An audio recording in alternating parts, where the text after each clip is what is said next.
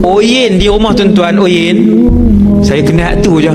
Hak tu lah yang viral pun. Banyak buat perangai Oyen, makan apa lah, banyak buat perangai, masuk dalam kain apa.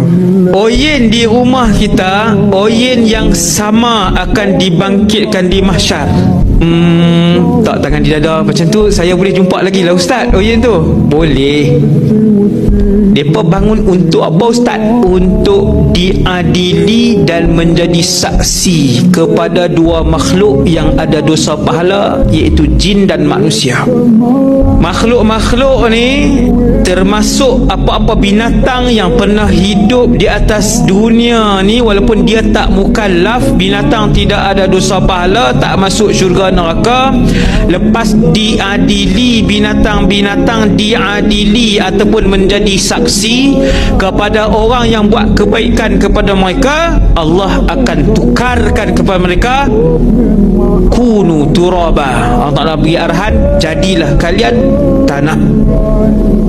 Maka bertukar menjadi tanah. Kita pun tak habis lah Ustaz, nak Oyen, nak balik hak tu.